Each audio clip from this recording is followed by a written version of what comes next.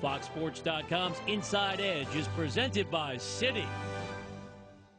Hi, counting down the days to the Summer Games. I'm Laura Oakman, joined by FoxSports.com's business contributor Evan Morgenstein, and we're talking dollars and cents of the Olympics, which is pretty fun. So I need you to just spell it out for me in terms of what's being an Olympian worth, and I have a feeling it's a pretty big scale.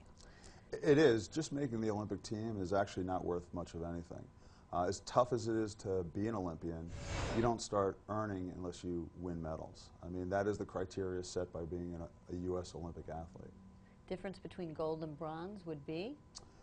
What happens that day with other sports. So if you happen to be a fencer in the United States and you win a gold medal the day Ryan Lochte beats Michael Phelps, nobody's going to know who you are. And nobody's actually even going to care, because every media outlet's going to talk about Ryan Lochte taking down the king.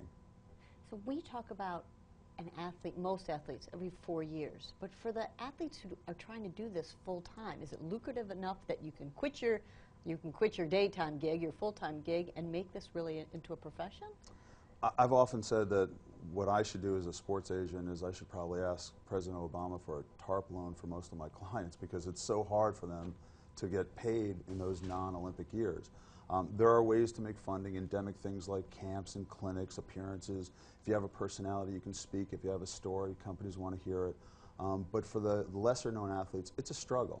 The way I've always focused on it is sort of how NASCAR focuses on the Daytona 500, which is an Olympics is the beginning of my next quadrennium, whereas a lot of other agents look at it like the Super Bowl, so after the Olympics they go out and party and disappear.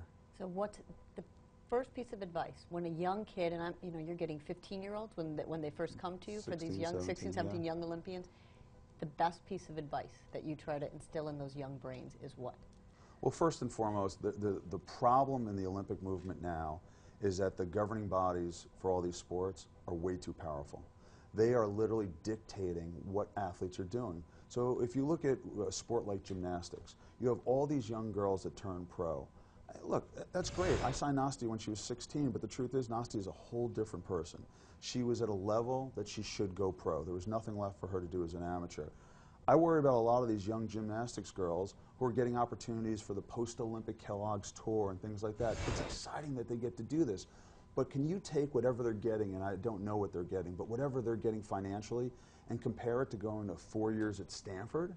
What do you do then? So my advice always is, if you have even an inkling of going to college and getting it paid for, go to college. And I'm a sports agent, right? I'm supposed to be the worst, dirty person in the world.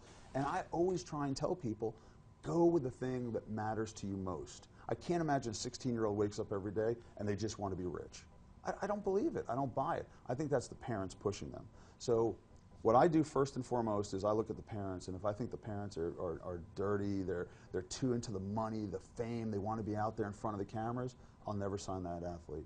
And so I can't give that kid advice. But the people that I sign, I have a feeling that they are mature enough that they can handle it. And then what I do is I sit down with them. I actually, 2 minutes ago, was just with my client, Phil Dalhausser, who's an Olympic gold medalist in beach volleyball. I just signed him. I just signed the guy. He's 6'7". He's bald. You know who he is. You may not know his name, but I've never worked with him. I sat him down and I said, Phil, here's what I need from you. I need 6 hours of you smiling and going deep into your soul and telling people what they have never heard before, because nobody knows who you are. You're an Olympic gold medalist, you've got 5 sponsors, and you have no recognition whatsoever. Time to change that. So that's what I can do. I can inflict a change in people's perception by my conversations with clients based on my experience. I love that in sports and in life. The interview's over, but I'm curious if you'll just stay and we could do a life coaching session after we're done. Awesome. Okay, then Great. Stay right there. Okay. Thanks. For all of your Olympic coverage, sports and business, make sure to keep it logged on right here to FoxSports.com.